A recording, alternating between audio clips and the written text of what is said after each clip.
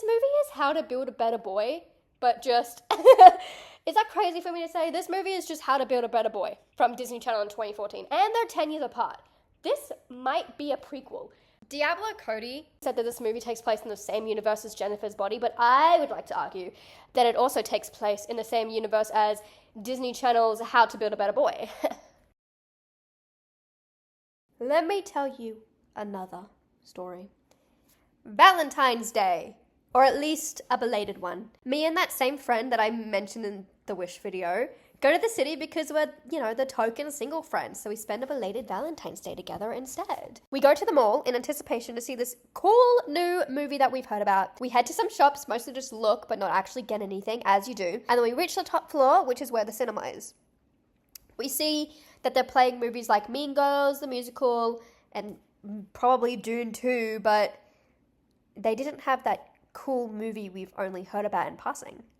They have a cardboard cutout of Inside Out 2, a movie that was not set to release until July, but none of this movie that we actually wanted to see.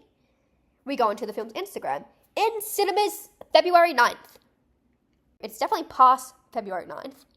In cinemas now. It's definitely now. Then we have to turn to a Google search.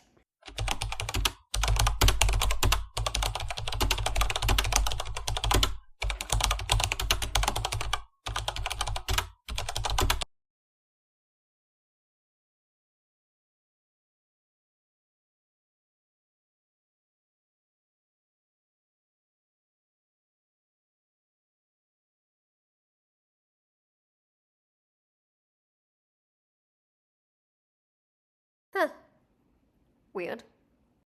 It took us 10 months to actually watch it for the first time on November 1st. I bought the DVD pretty much as soon as it came to my local JB Hi-Fi in July, but I had to wait because my friend lives about 3 hours away. 4 hours if you're catching the train. The only way that we could hang out was Halloween, where I even dressed up as the titular character. When I bought the skirt for my costume at my own retail job, my coworker said, "Oh, I haven't seen that yet. Was it good?" And I could have lied. I could have said that I'd seen it and like, yeah, it was good. But I had to admit to her that I hadn't seen the movie either, despite it coming across as my favorite movie of 2024. Lisa Frankenstein is a campy rom-com horror that takes place in the glorious and colorful 1980s. The brainchild of Zelda Williams, her directorial debut in fact, and Diablo Cody of Jennifer's Body and Juno fame. It stars who else but the gorgeous Kathryn Newton as Lisa Swallows, a goth outcast type who prior to the events of the movie was mute after the brutal death of her mother. Some say axe murder, some say Bad of 87, who's to really say what it was? After, her dad remarried this bitch, which brought Lisa and Taffy together as stepsisters. Taffy is one of those stereotypical popular cheerleader girlies who's friends with the voice of Mithrigan, of course, dragging Lisa to parties and such. After an unfortunate drug trip, none other than a disheveled and undead cold sore Sprouse appears at her doorstep, who plays piano and cries tears of stink! Oh no. Oh my god. Oh no. No, are you crying? Oh my god. Oh no. God damn it, when you cry it smells like a hot toilet at a carnival! This completes the Frankenstein in Lisa Frankenstein, as the movie is about them sewing parts of people's limbs onto the creature. But this video isn't just going to be me recapping the movie, because you should watch it. I implore, beg, and pray you all watch this movie, because it isn't a remake or a sequel. I mean, obviously it's based off of the Mary Shelley book Frankenstein, but by 2024 standards, it's unique enough, and I think that's pretty cool. But why? Why couldn't we see it in cinemas in Australia? Why did I have to wait 10 months to watch this special movie? Because this isn't the first time one of Diablo Cody's films have been done so dirty by marketing. Jennifer's Body immediately comes to mind due to how it was marketed to male Megan Fox stans. And at the time, people marked it off as Megan Fox just being hot as always. And also, they might be lesbians? I mean, that's pretty hot. I mean, it's called Jennifer's Body. And that body is just boobies and boobs to boobsters. Jennifer's Body flopped at the box office in 2009. But now, it's 2025. And it's known as a cult classic. Because people realize also known as they watched the movie with an understanding of media literacy, that is not just about boobies McBoobsters and girls kissing with maybe someone dies. It's about female friendships and how they're just a roller coaster and how they can be so toxic you want to kill each other. But you still love each other. Love you, but can't stand her fake ass. Me and the bestie. The moral of the story is that you gotta be there for your fellow girlies, or else they may get kidnapped by an indie band and sacrificed so that they can get famous, which definitely is not a metaphor for something, I don't know, boobies make boobalicious.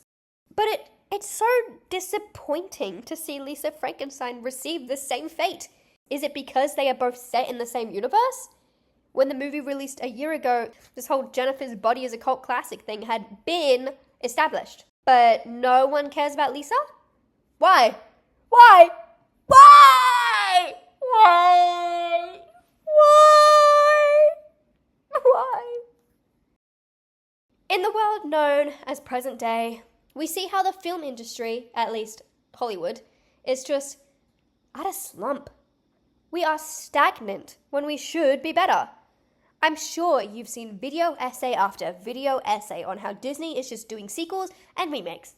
Moana 2, Mufasa, Frozen 3, live action Lilo and Stitch, live action Tangled, which makes me so devastated. In 2023, I think my friends and I went to the cinema more times in 1 year than we had gone in recent years. I mean, we had some bangers. We had Puss in Boots: The Last Wish, the Mario movie, the Barbie movie, TMNT Mutant Mayhem, the FNAF movie. There was also Trolls 3 and Wish, which technically we didn't see in theaters, but they count to us. All pretty much bangers, but none of them were really unique.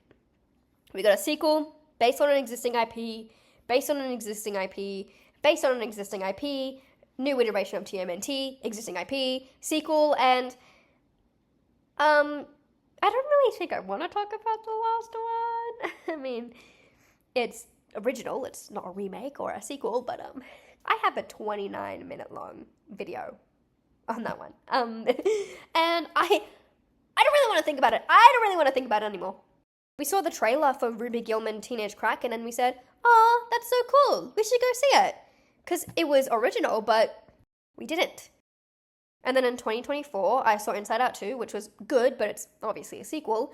We saw Sonic 3, which is phenomenal and literally peak cinema, but again, it's a sequel.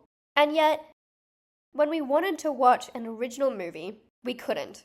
Our whole country couldn't. Mean Girls 2024, which is a remake of an adaptation, came out at the same time as Lisa Frankenstein. There was also Madame Web, which was beaten to death and a half on the internet. People didn't really like these movies.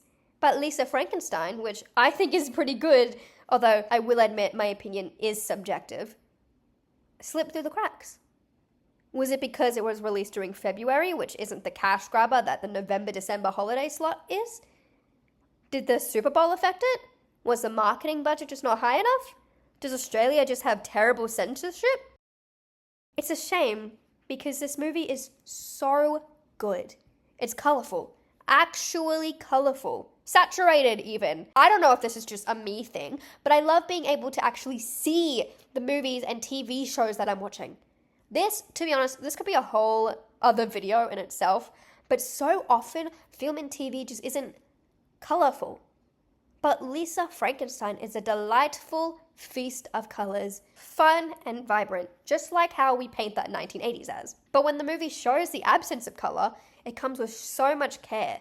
Lisa's drug-infused dream, iconic because, well, obviously that's how Frankenstein is usually depicted, black and white. The opening sequence is also just so delectable. Just look at it! The animation, the font, it's so deliciously Tim Burton. Very Frankenweenie. Black and white until that green lightning, and I always eat up black and white and one flash of color. And this sequence tells the devastating backstory of the creature because the creature doesn't talk during the whole movie. He can't say all this backstory. But when he does get to talk at the very end, it's such a sweet scene. The references are hand-picked with care. The moon on Lisa's door, and also seen in her drug-infused dream, is from A Trip to the Moon, which was released in 1902. The poem that the creature reads to Lisa at the end being one of the poems by Percy Bysshe Shelley, specifically to Mary Shelley, you know, the person that wrote the dang thing. And the costuming is so good. Like, obviously, I wasn't alive in the 80s. I don't know if that's obvious, but I was born in the 2000s. Y2K!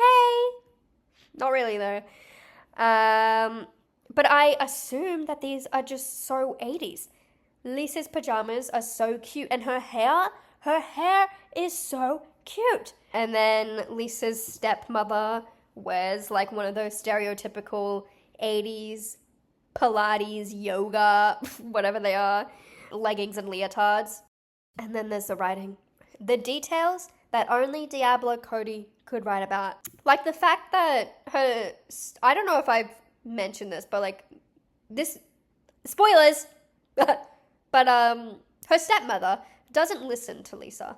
And so when Lisa and the creature kill her, they take her ear and sew it onto the creature because he will listen to her. The nerd guy, don't even remember his name, touched Lisa in a way that she didn't like. Kill that guy and we'll take his hand. I'll hold yours and caress you how you want. The popular guy sleeping with your sister? Let's chop his dick off. Do you want me to kill that guy for you? It's such a fun movie. Fun and uniquely itself in a sea of remakes and sequels. But we couldn't see it. They hid it from us. The only thing that I can hope for this movie now is that it gets the same treatment as Jennifer's Body, and I think that it will, right? Jennifer's Body flopped at the box office, but it found success after it was more accessible to people, I guess.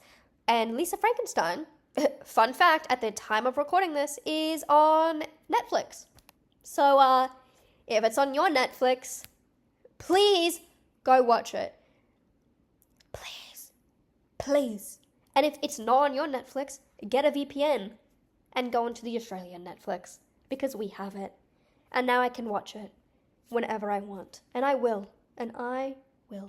Because they hid this from us. They hid this precious gem of a movie from us. Obviously, it's not going to be everyone's cup of tea. Like, not everybody is going to like it. But just, if you want a movie that's like, if Heathers and Edward Scissorhands had a baby and they let Jennifer's Body babysit it, then this is the movie for you. Like, this is the movie ever. And I love it so much. And it's so nice to actually talk about a movie that I love other than a movie that I'm so disappointed by. A movie that I'm so disappointed by a multi-billion-dollar company. Because maybe this marketing thing can be reduced down to, oh, maybe it's because they didn't have a big enough budget. And then a studio like Disney will have that massive budget that smaller movies need. But obviously you can tell which movie I think is more quality. I think that movies with a smaller budget, like, they are just, like, if they had that budget, it could be so good. And maybe if we give more movies like this a chance, they'll make more. We'll stop seeing the sequels and remakes. But it has to be up to us. You never know if you don't try.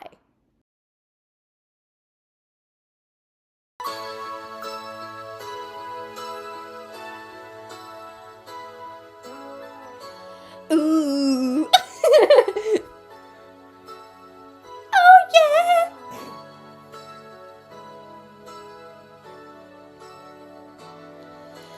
I can't fight this feeling any longer. And yet I'm still afraid to let it flow. What started out as friendship has grown stronger. I only wish I had the strength to let it show.